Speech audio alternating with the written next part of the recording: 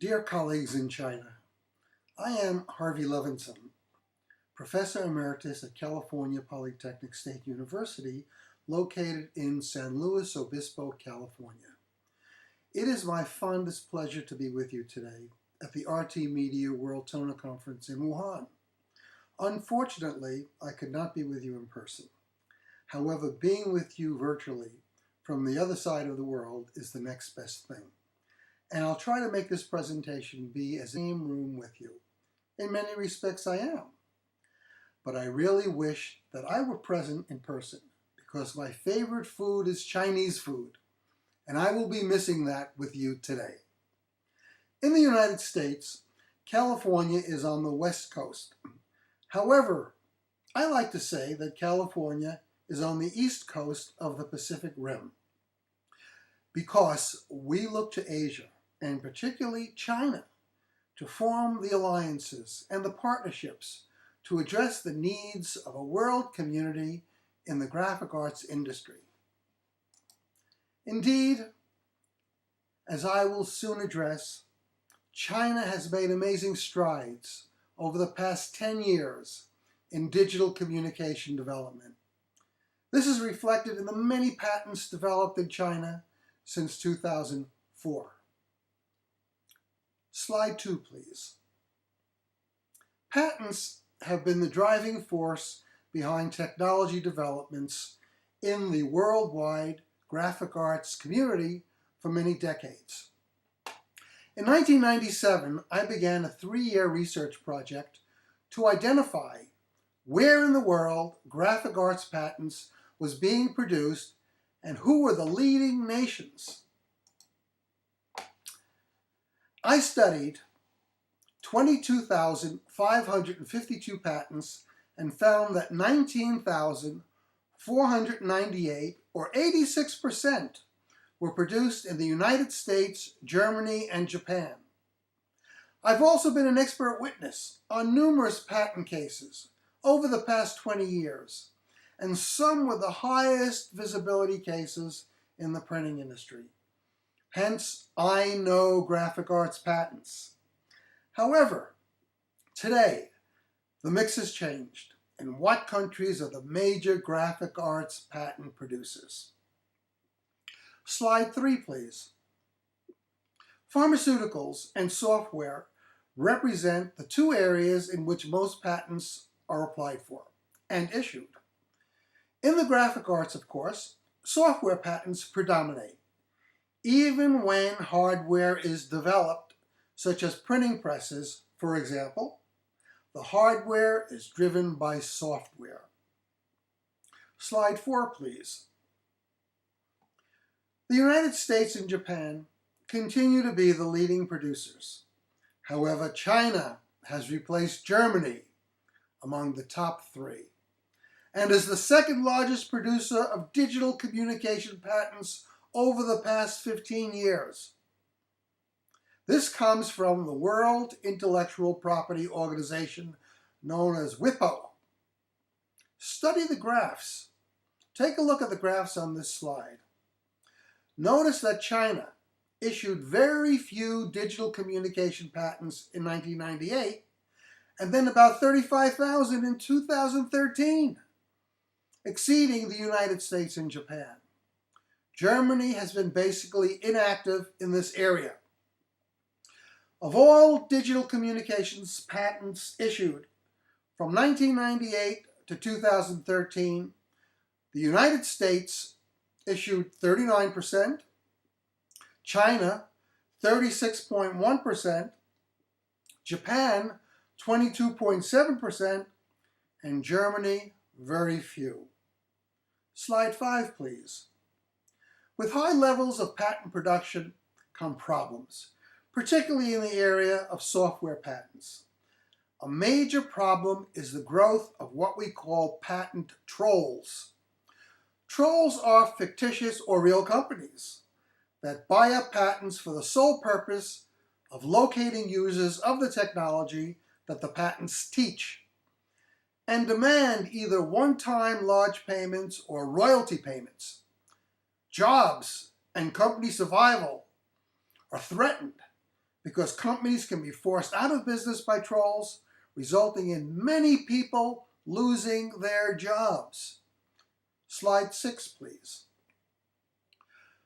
With software having become the predominant driver behind graphic arts technology, the protection of intellectual property, and particularly patents, has become a major industry issue internationally.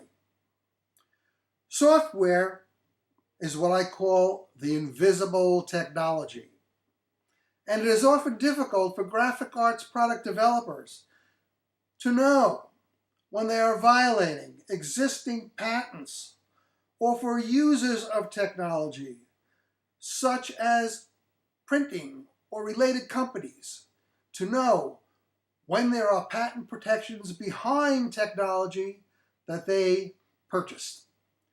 This has resulted in an inordinate number of expensive lawsuits, with the most vulnerable groups being small and medium-sized printing companies that do not have the resources to fund what are often and drawn-out legal proceedings.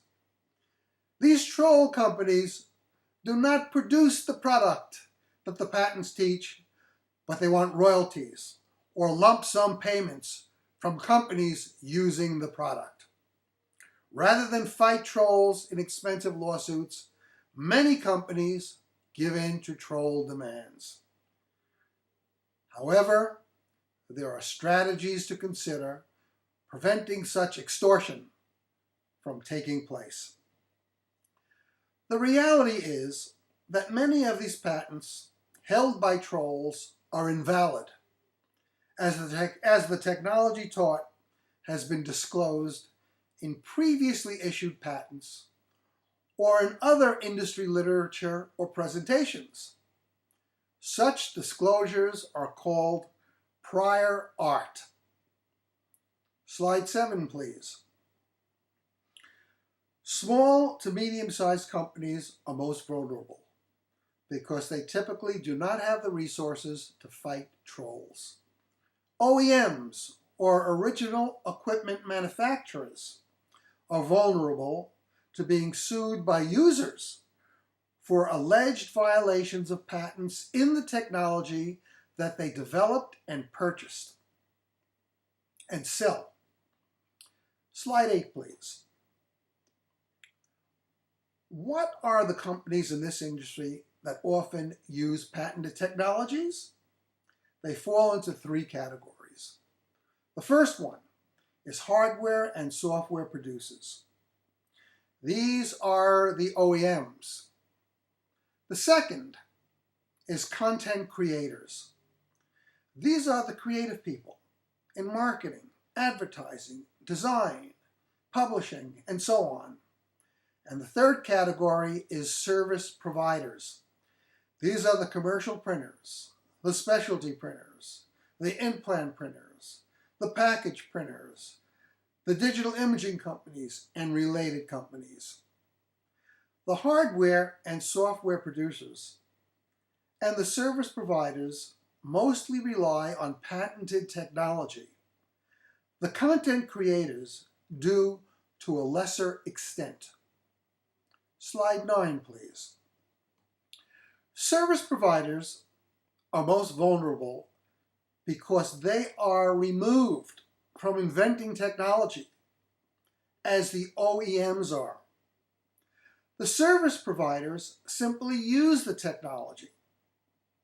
Slide 10, please. Knowing how to explore prior art is the key to fighting trolls and protecting companies from extortion that trolls impose. So what is prior art? Basically, any documentation that the claims of an issued patent has been made public prior to the patent being filed. In the United States, it is 1 year prior to the filing. This could be previous patents, published articles, conference presentations, advertising, and so on. Well, what is the value of prior art search. It is invaluable because it can quickly identify if the claims of an existing patent has already been disclosed in prior art. Well, where can prior art be found? In the study of previously issued patents, in literature searches, in the published material and presentations of companies that develop and use the technology that may seem similar to what issued patents teach. Well, how to identify prior art to invalidate existing patents? Those who apply for patents have the responsibility of disclosing any prior art that they know of. And in the United States, the U.S. Patent and Trademark Office, known as USPTO, typically researches or searches for prior art patents. However, the PTO sometimes overlook relevant patents and more often do not know the literature of specialized fields such as the graphic arts. Therefore, it is in the best interest of those applying for patents, or more importantly, challenging existing patents, to do their own comprehensive prior art search. Then relate what prior art shows to what the patents in question claim. Approximately 1/3 of patents that are challenged become invalidated because of prior art discoveries. Slide 11, please. In review, because this is very important, while it may take time, prior art can be found in many forms, including patents that were issued prior to the application date of the patents in question. Today in the United States, it is 1 year prior.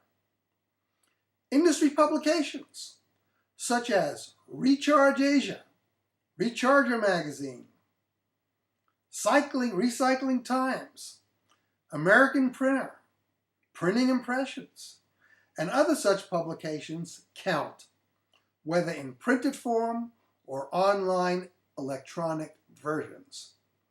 Conference proceedings, such as from this conference, qualify as prior art, and even advertising qualifies.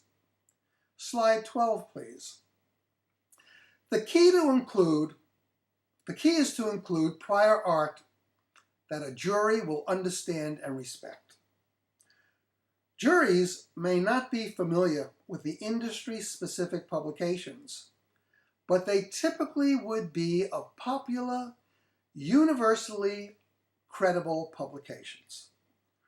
For example, I was the expert witness in one of the largest and most visible lawsuits in the history of the printing industry. One of the disclosures that I presented was the inclusion of the technology claimed in the patents were defending in three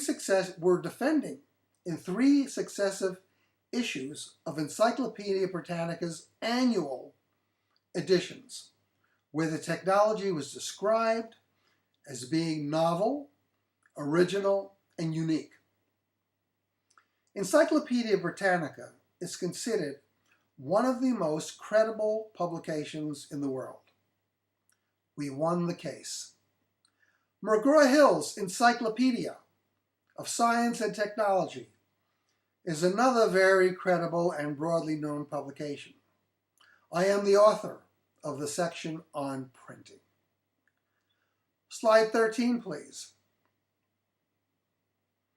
Again, patent examiners do not always have access to or even know all relevant prior art for patent applications. They often are not experts in the technology they are exploring, and they are often pressed for time in completing their examiner work. This is why non-validity contentions are often won, thereby nullifying patents, some of which have been in existence for many years. The life of a patent in the United States is typically 20 years. Now, ladies and gentlemen, I'm going to talk to you a little bit about Cal Poly. Who we are, what we do, and how we can be of help to you. Slide 14, please. Cal Poly is known as a learn-by-doing university. We have a lot of laboratories. We focus on laboratory work, hands-on work. We have a faculty and staff who are not only experienced teachers, but experienced in the field of graphic communication. They are researchers, they've published a lot of material, they teach, they write, they're authors, and they all have industry experience. And we have an advisory board made up of individuals, leaders in some of the best-known companies in the graphic arts around the world. We also provide services to industry, and I'll be talking to you about this momentarily. One of our newest services is providing you or the industry with a searchable database service. I will be talking about that as well shortly. Slide 15, please. At Cal Poly, in our educational program in graphic communication, we have two levels. We have an undergraduate level and we have a graduate level. On the undergraduate level, we offer a Bachelor of Science degree in graphic communication with concentrations in design reproduction technology, web and digital media, packaging graphics, graphic communication management, and individualized study where students working with a faculty member can develop their own concentration. Now, we also offer two graduate programs offering master's degrees.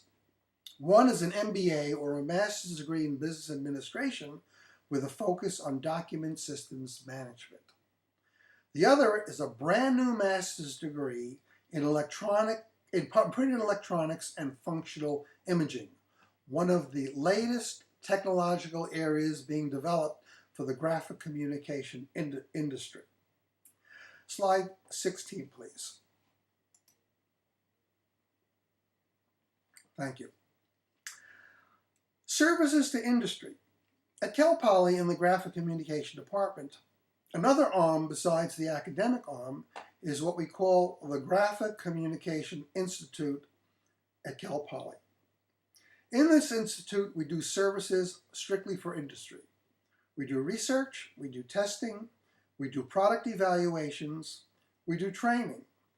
We conduct seminars, workshops, conferences.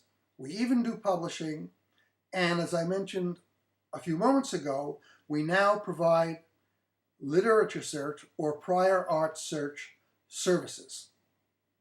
Slide 17, please.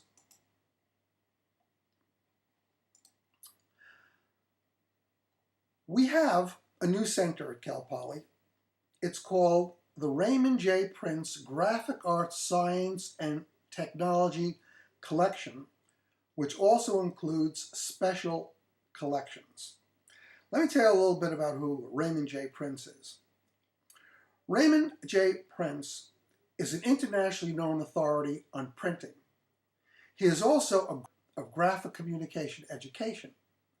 And because of Raymond J. Prince, Cal Poly has become the recipient of the largest graphic communication, graphic arts printing library in the world. We have a number of special collections in this center. For example, many of you may know the famous Art Diamond. We have the toners, inkjet, and photoreceptor collection that Art Diamond donated to Cal Poly. We have the E.H. Wadwitz Memorial Library that was donated by Printing Industries of America. That's the large collection of over 20,000 publications dealing with the art and science and technology of graphic communication. We already had a Raymond J. Prince resource room filled with publications donated by industry. Richard Fish, a well-known scientist in the graphic arts industry, donated his science and technology publications. And Recharger magazine donated their full collection thanks to Mr. Stephen Michelin, who owned the collection and who owned Recharger magazine. And then Cal Poly has its own Shakespeare Press Museum, which houses a lot of historical publications that's now part of the larger collection. Slide 18, please. So let me talk a little bit about these publications and services for the industry. Cal Poly's Graphic Communication Department is open to you. You may either come visit or work with us through us electronically, through the internet. You may have meetings at Cal Poly. We have meeting space.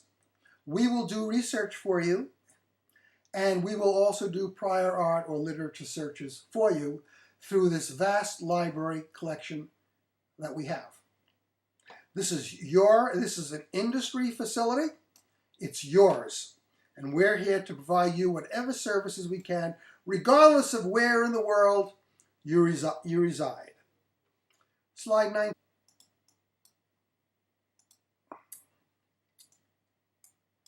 Let me give you a brief case study of how effective our search collection is, or our searchable database is.